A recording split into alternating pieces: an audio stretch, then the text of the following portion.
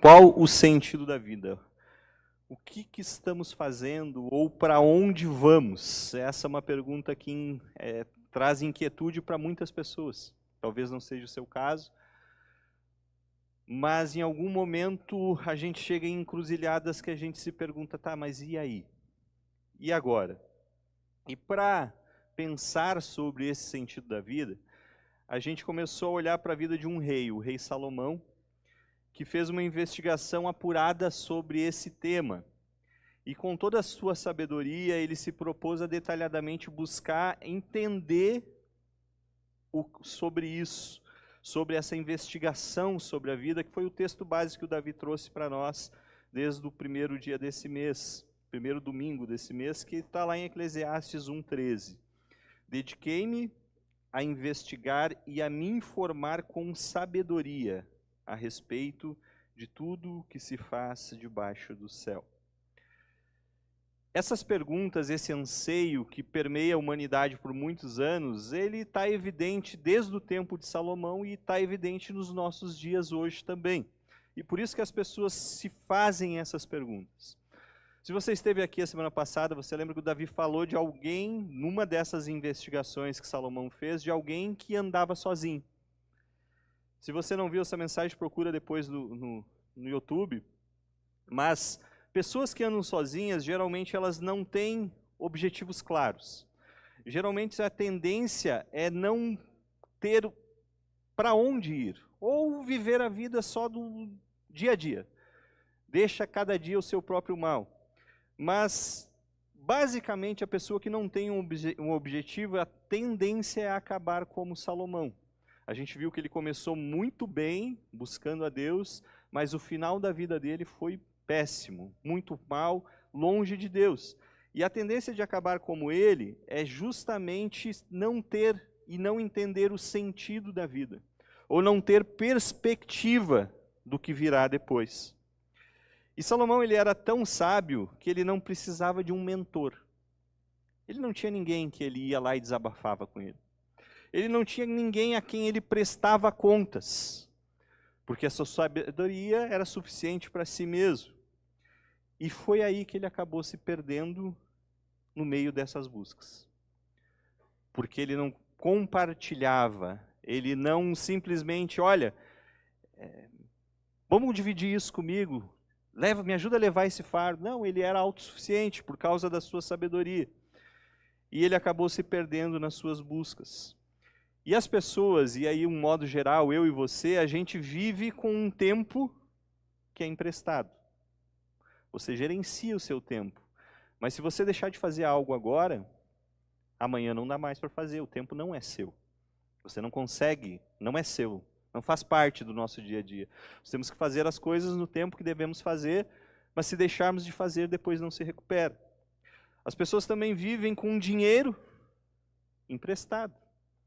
Porque você pode trabalhar o mês inteiro para ter o seu salário, mas ele já está empenhado num monte de coisa que tem lá para pagar. Então ele já não é seu mais. Você está trabalhando para pagar aquilo que você buscou, mas ele não é seu literalmente.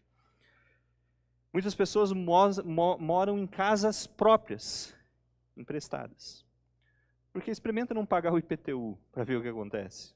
Ela não é sua. Basicamente, tudo que a gente tem, o seu carro, não paga o IPVA, não é seu. É tudo emprestado. E as pessoas, de uma forma geral, não param para pensar nisso. E elas passam a viver buscando algo a mais para suprir.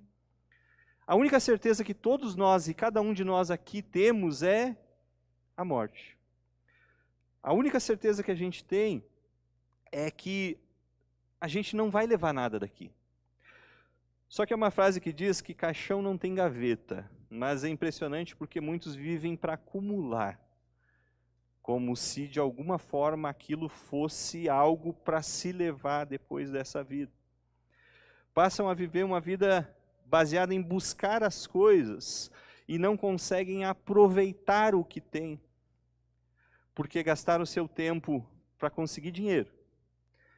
Aí depois de um tempo gastam seu dinheiro para conseguir saúde. mas o tempo não é nosso. E aí já se foi o tempo de buscar a saúde, porque já não se tem mais tempo para isso. Eu tive 2 pessoas bem próximas que trabalharam uma vida toda, e aqueles gringos caxienses que trabalham de sol a sol, se esmeram no trabalho, fazem bem feito, a vida toda trabalhando.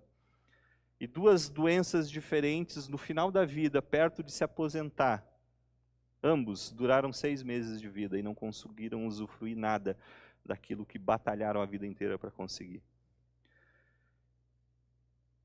A gente precisa de um propósito, a gente precisa de um alvo.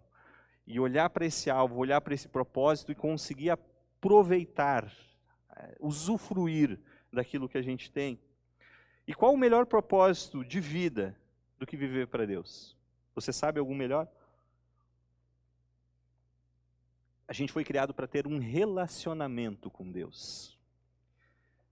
Se a gente olhar lá no início, lá em Gênesis 3, capítulo 3, versículo 8, fala o seguinte: ao ouvirem a voz do Senhor Deus, que andava no jardim quando soprava o vento suave da tarde, o homem e a mulher se esconderam da presença do Senhor Deus entre as árvores do jardim. Deus estava ali. Deus tinha um relacionamento com Adão e Eva, de estar com eles, de falar com eles. Eles ouviram a voz de Deus e se esconderam. Por quê? Por causa do pecado. O pecado atrapalhou essa intimidade que se tinha com Deus. O pecado atrapalhou a forma mais de presença de Deus na nossa vida. A partir daí, o homem e a mulher não tiveram mais a completude da presença de Deus da forma própria que Deus queria ter nesse relacionamento com eles. E a partir daí as pessoas passaram a buscar essa ânsia de se completar em algo que é maior, buscando em várias coisas, em várias situações, em várias pessoas, em várias coisas que não vão completar, que não vão preencher.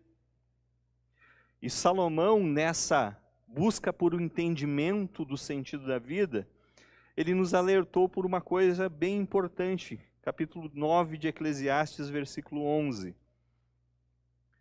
Vi ainda debaixo do sol que os mais rápidos nem sempre ganham a corrida, que os mais fortes nem sempre vencem a batalha, que os sábios nem sempre têm pão, que os prudentes nem sempre têm riqueza, que os inteligentes nem sempre são honrados.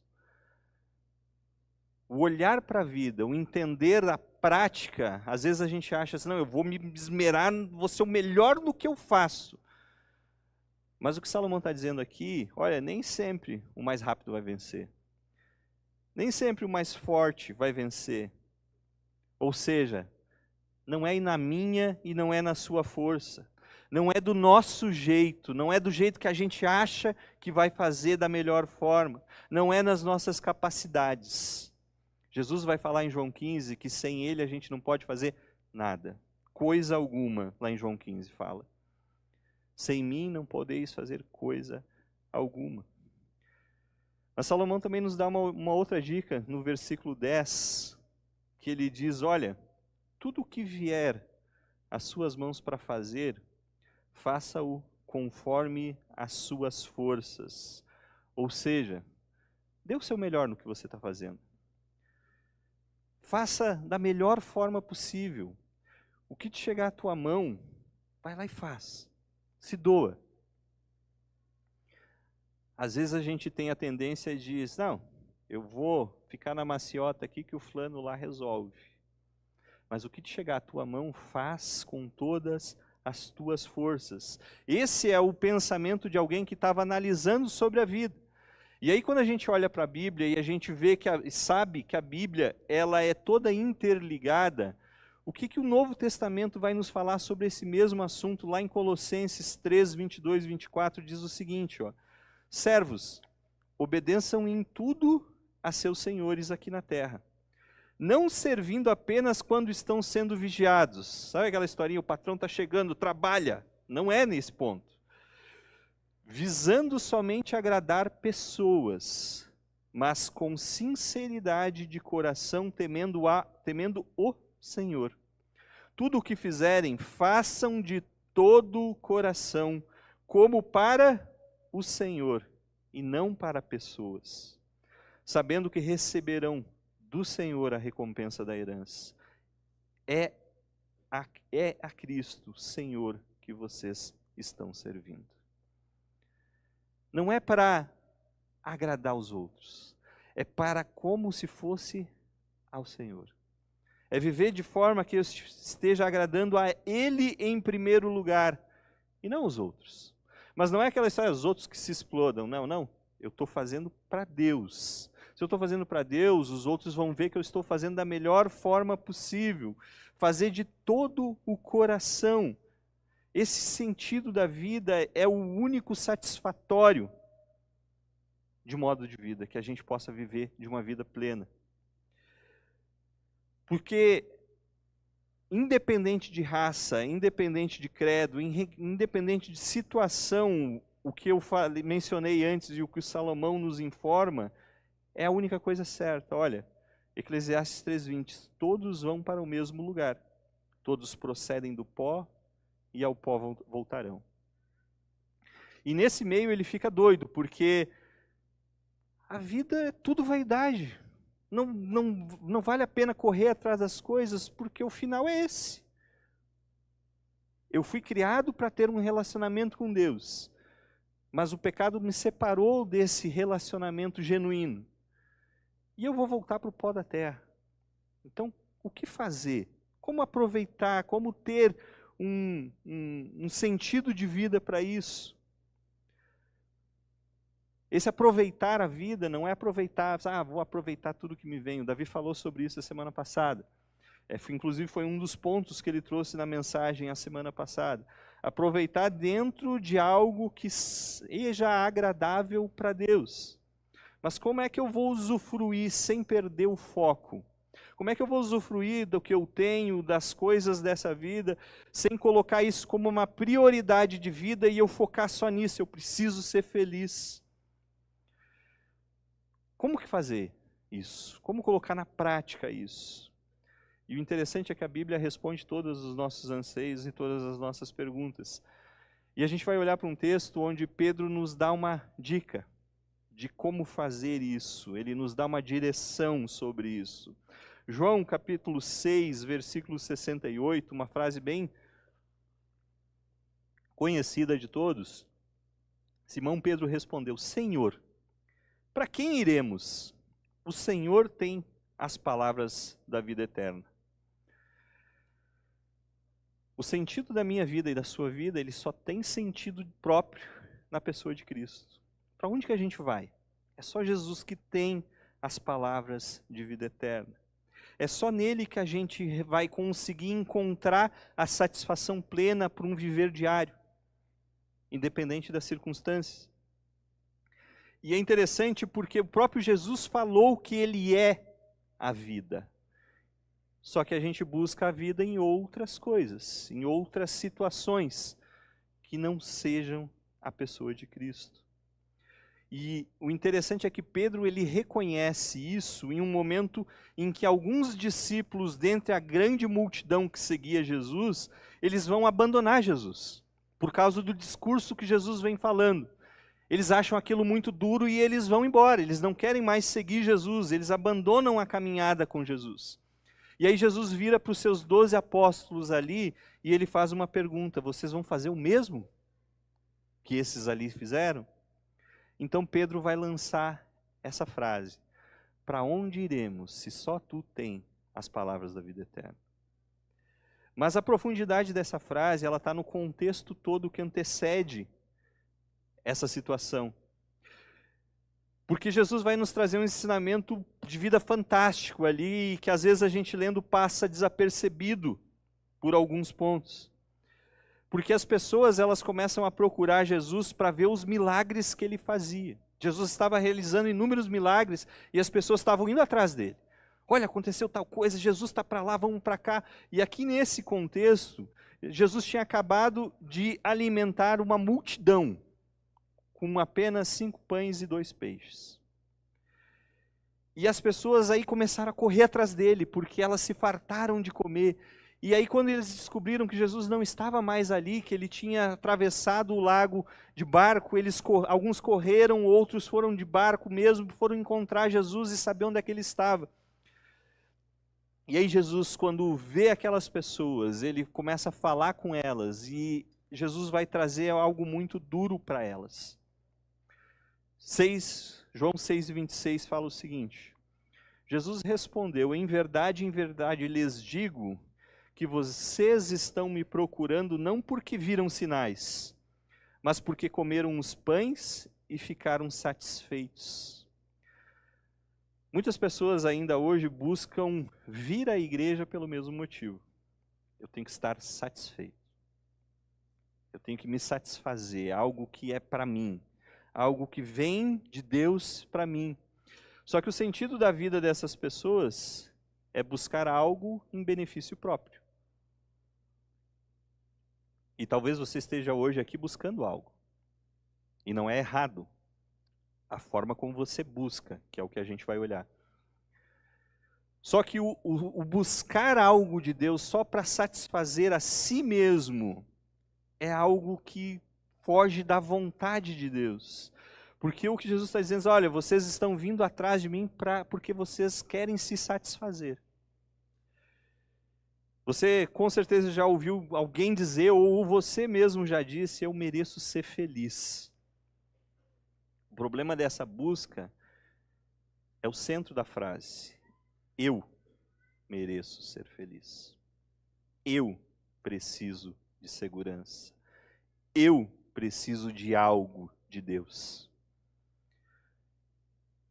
O nosso ego nos leva a querer algo para nós. E aí sim, aqueles que estão à nossa roda, cada um que se vire com seus problemas, porque eu preciso de algo para mim. E aí essas pessoas passam a viver em busca de posses, passam a viver pro trabalho, passam a terminar casamentos, perderem amizades, porque essa pessoa não me ajuda a ser feliz. Eu não quero estar próximo dessa pessoa. E aí passam a buscar uma vida, uma busca desenfreada por uma satisfação pessoal. E elas acabam aniquilando, ferindo o próximo, porque essa pessoa está impedindo de ser feliz. Ou se focam e se olham apenas em coisas que eu preciso, porque a hora que eu conseguir isso aqui eu vou ser realmente feliz. E aí alcança aquilo e já não tem mais valor. Foi o que o Davi trouxe a semana passada. Já tem algo melhor. E aí, se eu sou o centro e Jesus tem algo, eu preciso buscar isso dele. Eu quero isso para mim. Só que a partir desse olhar do eu deixo Jesus de lado. E eu quero o que ele pode me dar. Eu quero o que ele pode me satisfazer. E eu busco ele pelo que ele tem, não por quem ele é. E é aí que as pessoas se perdem. É aí que Salomão se perdeu. Só que Jesus vai trazer algo contra para falar contra esse sentimento e essa busca. No versículo 27, Jesus vai falar: trabalhem não pela comida que se estraga, mas pela que permanece para a vida eterna, o qual o Filho do Homem dará a vocês. O motivo da vida é algo eterno, não deve ser algo passageiro. Não é algo que você vai conquistar aqui, ou que vai te satisfazer por alguns momentos de vida, alguns dias, alguns meses. Nós somos criados para a eternidade, nós somos cidadãos eternos. O nosso fim não é aqui nesse mundo. Ele diz que ele foi preparar um lugar para que onde ele está, a gente estivesse com ele, usufruindo do que ele foi preparar para nós. E aí as pessoas têm que saber que tem algo melhor para elas. E para isso ele usa a mim e a você. Esse é o meu e o seu sentido de vida. Tornar ele conhecido. levar aquilo que a gente tem experimentado de bom e recebido dele para outras pessoas que também estão sedentas disso. Só que tem um porém. O meu e o seu coração, ele é enganador. Ele é questionador. Enganador também, mas isso é para daqui a alguns minutos. Nosso coração é questionador. Então você experimenta várias coisas e aí você começa a questionar. Tá, mas isso e aquilo, isso não é de todo um ruim. O problema é a forma como se faz essas perguntas. João 6,28, olha o que as pessoas viraram para Jesus e falaram. Então lhe perguntaram, que faremos para realizar a obra de Deus? As obras de Deus? De um modo geral, isso aqui não está errado. Né? O que a gente pode fazer? Só que a forma como esse pessoal pergunta isso, e a gente vai ver no próximo versículo ali depois, é a forma errada, porque a forma que eles estão olhando é o que nós faremos? A gente quer isso. Jesus diz, não trabalhem por algo que é terreno, mas por algo espiritual. Então o que a gente vai fazer? Ou seja, a gente se acha muitas vezes que a gente é capaz de fazer alguma coisa pela nossa força. Que depende de nós fazermos alguma coisa. O que eu preciso fazer então para receber? Em algum momento da sua vida você já se fez essa pergunta, eu tenho certeza disso. O que eu estou fazendo de errado? Por que não está dando certo? Aonde que está o meu erro? Como é que eu posso fazer para melhorar a minha vida? E aí hoje tem um monte de coachings aí falando um monte de besteira e um monte de baboseira seguindo isso. Mas a forma como você se pergunta, a forma como essa pergunta foi direcionada para Jesus, é o olhar de em nós, o que nós precisamos fazer para receber isso que tu está falando para nós. Esse olhar é no nosso poderio, é na nossa habilidade, é na nossa capacidade, e sempre que a gente vai buscar segundo as nossas forças, a gente não consegue encontrar a resposta que traz paz. Porque não está em nós, não está em mim, não está em você essa busca. Olha o que Jesus fala com relação a isso. Versículo 29. Jesus respondeu, a obra de Deus é essa, que vocês creiam naquele que Ele enviou. Não é engraçado isso? Porque esse é o momento que as pessoas olham para Jesus. Mas só isso? Não, só crer? Não é possível, tem que fazer. Eu tenho que fazer mais alguma coisa. E aí a gente tem um monte de igreja aí, pregando o evangelho com mais isso. Olha, traga mais uma rosa, traga mais 50 envelopes, infinidade de coisas. Porque só crer não é suficiente. Só isso, não, eu preciso fazer algo, e a gente esquece que a salvação ela vem pela graça. E a graça é algo que a gente não merece, mas Ele nos deu, Ele se entregou por mim e por você naquela cruz. Isso independe do que eu faço e do que você faz. Ele me amou primeiro.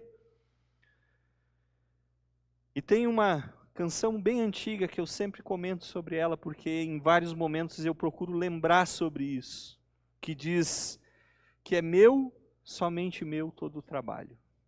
E o teu trabalho é descansar em mim. Não temas quando enfim tiveres que tomar uma decisão. Entrega tudo a mim e confia de todo o coração. Quão difícil é crer, né? Quão difícil é entregar para Deus e dizer, olha, está nas tuas mãos. Quão difícil é saber que é Ele quem tem cuidado de nós e que nada vai nos faltar. Porque a gente quer fazer algo.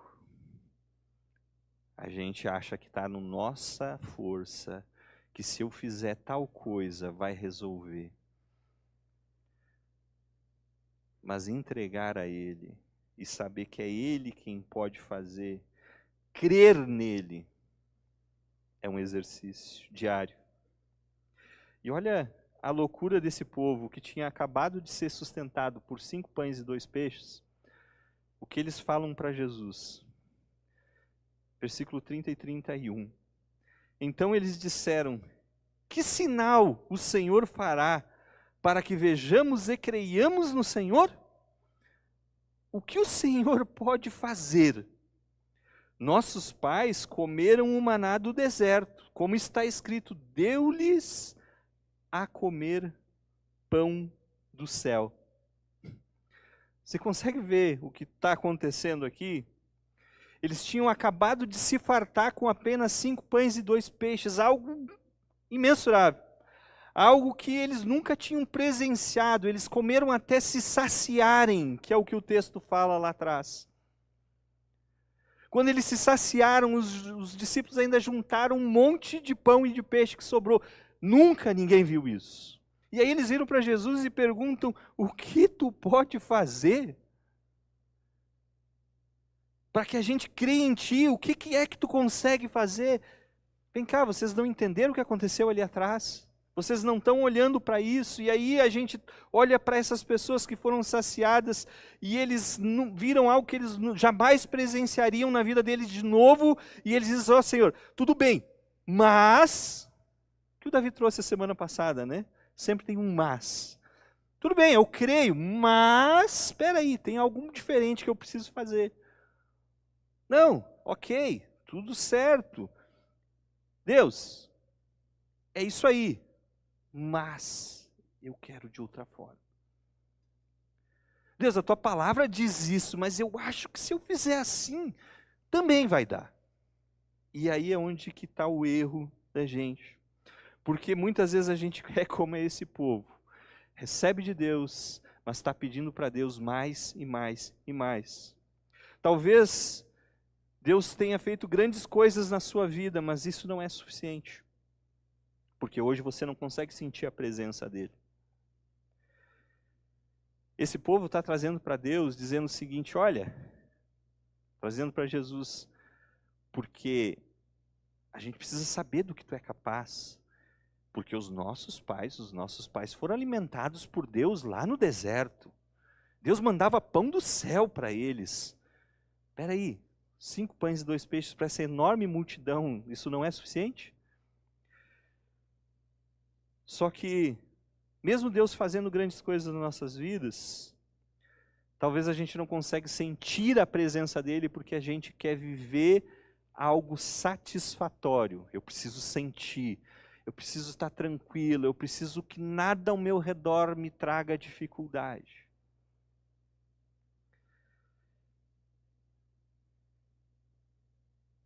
A fé é a certeza das coisas que não se veem. A fé é mesmo em meio à dificuldade, tu olhar para ele e dizer: eu sei que tu está comigo. E independente dessa situação, eu vou continuar caminhando. Não depende de você. Compartilhei com o Eduardo e com a Morgana agora, eu tenho colocado no grupo da igreja, pedido de oração pela vida do Igor. O Igor é um rapaz de 28 anos. Está com câncer, teve que fazer uma cirurgia para retirada do baço que estava tomado. E ele me mandou uma mensagem semanas atrás. Ele disse o seguinte: Josi, eu não... tiraram um pedaço do fígado dele para fazer a biópsia. Ele disse: Josi, não interessa o resultado da biópsia. Eu quero me batizar. Eu quero entregar minha vida para Cristo. É isso que eu quero. Talvez eu e você disséssemos: se Deus me curar, eu vou seguir Ele. O Igor está lá no hospital já faz 3 semanas, está na UTI agora por causa da cirurgia. Mas a fé dele: Deus, independente do que acontecer, eu quero te seguir. Ensina muito para a gente. Independe da circunstância. A fé é nele. E olha o que Jesus traz para esse povo que está falando isso. Dizendo: ó, nossos pais foram cuidados com o maná lá no deserto. Jesus disse para eles, versículo 32, Jesus lhes disse: em verdade Em verdade lhes digo que não foi Moisés quem deu o pão do céu para vocês. Quem lhes dá o verdadeiro pão do céu é meu Pai. É Deus quem faz. É Deus quem dá. Não sou eu, não é o pastor Davi, não é o seu esposo, não é a sua esposa, é Deus. É na pessoa de Cristo que você vai encontrar a resposta para a sua vida. Ela deve ser colocada nas mãos de Deus e deixar Ele agir. É deixar Ele guiar. O propósito de vida deve estar nas mãos dEle, porque Ele sabe o que é melhor para mim e para você. Longe dele só tem vazio e desesperança. Pode ter posses, mas as posses não trazem alegria. Pode ter alegrias que o mundo oferece. Davi teve mais de 1000 mulheres, mas não foi o suficiente. Agora, colocar a nossa vida nas mãos de Deus não significa que não vá ter dificuldades. A realidade do que esse povo está trazendo para Jesus, dizendo, olha, nossos pais foram sustentados no deserto, eles esqueceram o que realmente aconteceu no deserto, porque no deserto exigia esforço do povo. Eles tiveram que caminhar em muitos momentos. Eles não podiam ficar parados, eles tinham que caminhar. Isso exigia deles esforço. Só que o que acontece que a Bíblia nos traz lá no início, nos falando, é que a sandália dos pés dele, as vestes, as suas roupas não se desgastaram durante esses 40 anos. Isso não dependia deles, era Deus cuidando deles. Não é no meu e no seu esforço que a gente consegue, eu preciso me esforçar sim, mas o cuidado vem de Deus. Deus mandava para eles a comida. Deus, durante o dia, colocava uma coluna de nuvem para proteger eles do calor. À noite tinha uma coluna de fogo para esquentar, para eles não passar frio. Isso não era eles, era Deus fazendo por eles. Só que o que esse povo aqui traz para Jesus é, os nossos pais foram sustentados, eles esqueceram de todo o resto que Deus fez. E aí ainda eles trazem isso como se fosse algo muito maior. Eles esqueceram que os pais deles, lá no deserto, eles murmuraram contra Deus. Porque eles disseram, a gente era escravo lá no Egito, mas lá pelo menos a gente comia cebola e alho. Olha a loucura disso. A gente é escravo, mas a gente passava bem, satisfação própria. Esse argumento que o povo traz para Jesus de comer o maná é algo ridículo perto do que Deus fez por eles lá no deserto. Eles esqueceram de tudo o que os pais deles fizeram. Murmurar contra Deus, se voltar contra Deus, reclamar contra Deus. Eles só dão ênfase para aquilo que naquele momento é importante para eles. E quantas vezes eu e você somos iguais a esse povo?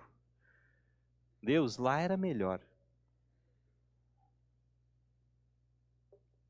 Deus, eu preciso disso aqui, ó, assim, do meu jeito. Deus, tu não está entendendo o que eu estou te pedindo. Eu preciso que seja assim. Só que a palavra de Deus diz que a vontade dele ela é boa, perfeita e agradável, mas a gente quer do nosso jeito. O sentido da vida é buscar nele as respostas. E eu falei antes que o nosso coração ele é enganoso. Jeremias 17, 9. Enganoso é o coração mais do que todas as coisas e desesperadamente corrupto. Quando a gente vai colocar a nossa vontade como o essencial, como o centro da coisa, a gente vai perecer porque a gente está querendo algo que nos agrade. Quando a gente busca se basear nas nossas vontades, a tendência é não dar certo. E o que Jesus traz de informação nessa conversa nos dá total consciência do sentido da vida. Jesus fala o seguinte no versículo 35, na continuação dessa conversa com o povo. Jesus respondeu, eu sou o pão da vida. Quem vem a mim jamais terá fome. E quem crê em mim, jamais terá sede. É em Jesus. Quem vem a Ele não vai ter mais a fome, porque Ele nos sacia. Não vai mais ter sede, porque Ele vai nos transformar. A forma que a gente não precisa de algo a mais, a gente precisa dele. Conhecer Jesus é uma coisa. Agora, conhecer Jesus e andar com Ele traz essa saciedade para a nossa vida diariamente. Porque Ele vai saciar a nossa fome, Ele vai cessar toda a nossa sede, Ele vai preencher todas as lacunas e os vazios são supridos na pessoa de Jesus. Que você busque a direção e as suas necessidades na pessoa de Cristo, porque é Ele quem pode transformar a sua vida, é Ele quem pode dar o sentido real da sua vida. Porque Ele é o princípio, Ele é o fim. Ele é a cura que você busca.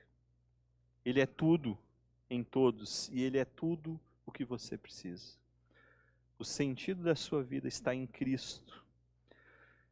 E eu quero convidar você a cantar uma canção agora, que ela está escrita lá em Romanos 11. Porque dele e por meio dele e para ele são todas as coisas. A Ele seja a glória para sempre. Amém. A sua busca vai cessar na pessoa de Cristo. Aquilo que talvez você veio buscar aqui hoje, não é algo simplesmente só para você. É algo de Deus para você abençoar vidas.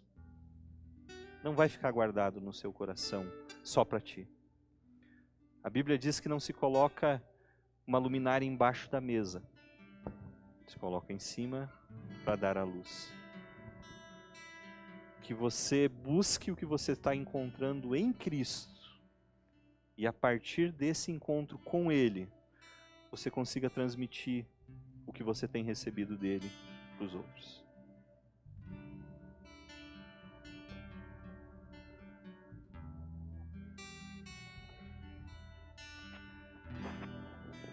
Porque dele, por ele, para ele são todas as coisas.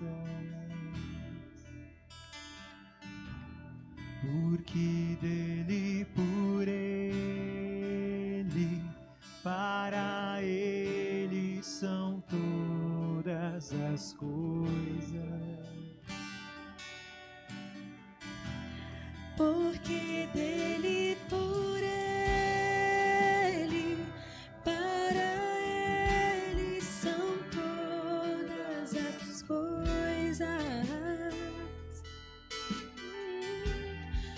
Porque dele, por ele, para ele são todas as coisas.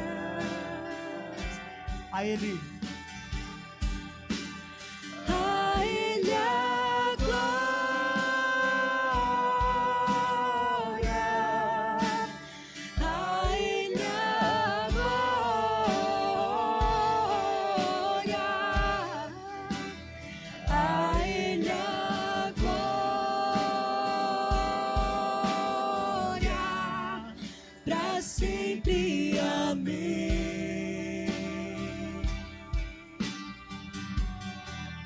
Profundas riquezas,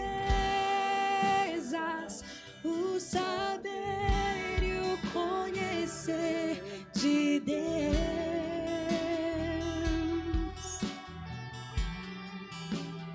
Quão insondáveis seus juízos e seus caminhos.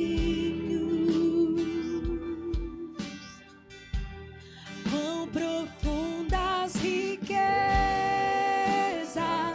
o saber e o conhecer de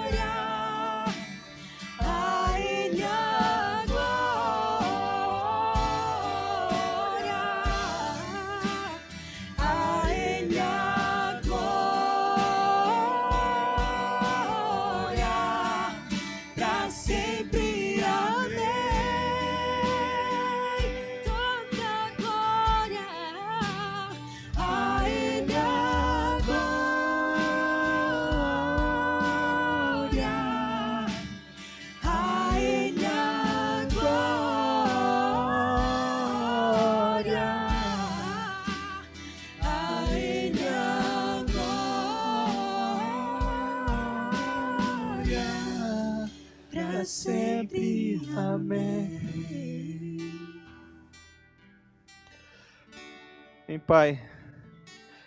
A Ti toda a honra e toda a glória, Senhor. A Ti, Senhor, seja a nossa vida, Senhor. Ó Deus, a conhecer, Senhor, a profundidade, Senhor, e a riqueza, Senhor, dos Teus pensamentos, de conhecer, Pai, e saber quem Tu é, modifica a nossa vida. Pai, transforma vidas nessa manhã. Ó Deus, que Tu possa falar aos nossos corações e a gente possa ansiar por ter esse relacionamento genuíno contigo. Que a gente não olhe para as pessoas à nossa volta na forma como a gente tem que agradá-las, mas que a gente olhe para Ti e a partir disso, Senhor, as pessoas consigam ver em nós a Tua pessoa. Ó Pai, nos ajuda a olharmos, Senhor, com um olhar, Senhor, do Teu trabalhar em nós, e não da nossa vontade de exercer as coisas. Que o nosso coração, Senhor, esteja disposto a Te conhecer e te prosseguir em Te conhecer dia a dia. Que o sentido da nossa vida possa ser um único sentido, que é a pessoa de Cristo. Trabalha no nosso coração, trabalha na nossa vontade, mas acima de tudo, Senhor, trabalha no nosso espírito, que cada um aqui, Senhor, presente, cada um que vai ver ou assistir essa live depois, possa entender a profundidade de viver para Ti. Em nome de Jesus. Em nome de Jesus. Queridos, os estudiosos da época pegaram tudo que Salomão escreveu. A gente começou falando dele, né? Pegaram todos os conselhos, todo esse olhar dele para a vida, e no final da vida dele eles concluíram de uma forma prática o que ele escreveu, que é lá no final de Eclesiastes. É eles, com o olhar do que Salomão escreveu, dizem o seguinte: Eclesiastes 12:13, de tudo que se ouviu, a conclusão é esta: tema a Deus e guarde os seus mandamentos, porque isso é o dever de cada pessoa. O seu dever, o meu dever, é conhecê-lo, é fazê-lo conhecido, porque aí vai bem a tua casa, vai bem a tua vida, porque o sentido da sua vida é viver para Ele. Guarda Deus, ama a Deus e guarda os seus mandamentos. É o sentido da sua, é o sentido da minha vida. Se você tem alguma questão para trazer do que foi falado aqui, se você tem algum pedido de oração, se você tem algo para compartilhar, aqui na sua frente, nessas capinhas, tem um cartãozinho comprido. Pega ele na sua mão, coloca ali o seu pedido de oração, coloca ali a sua necessidade, a gente vai entrar em contato com você. Se você deixar de forma legível o seu contato, a gente vai entrar em contato com você nessa semana. Mas faça isso com o coração aberto para ter pessoas para caminhar com você, não caminhe sozinho. Você pode fazer isso durante essa última canção que a gente vai cantar agora, para um louvor e agradecimento a Deus, tudo que Ele tem feito em nós e através de nós. E o final dessa canção, depois que você preencher esse cartão, você larga lá naquele balcão branco, lá no fundo tem uma caixinha ali à esquerda, você larga lá e a gente vai entrar em contato com você. Que Jesus abençoe sua vida, que Ele fale ao seu coração e que Ele te use com o sentido real da vida, que é viver para Ele.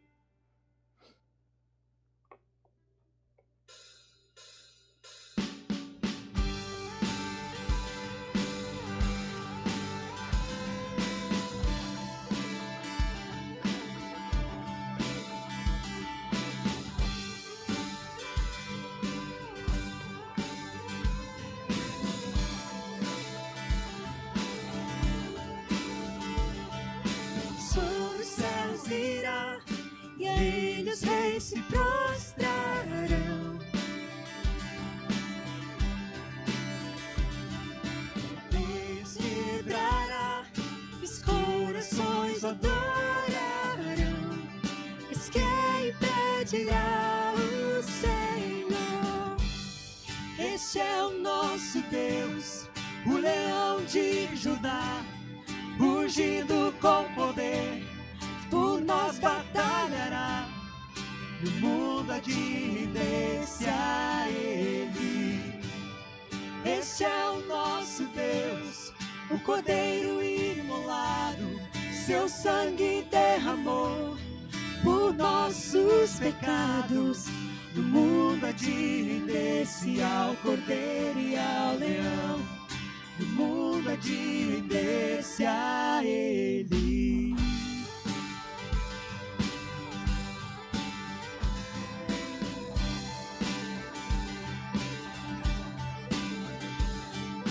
Portas levantai, deixai o Rei da Glória entrar.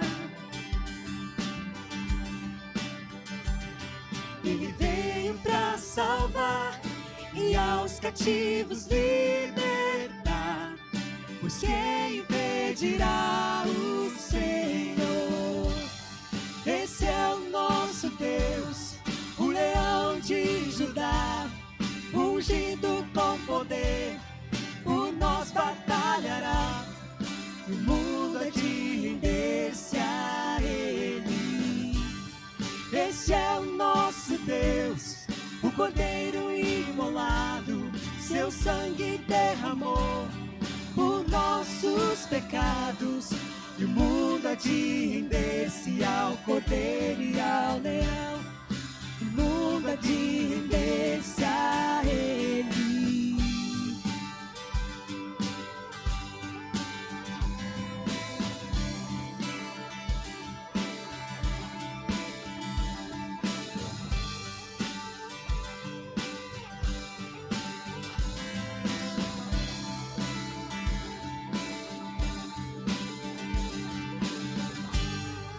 Aplauda o nosso Deus.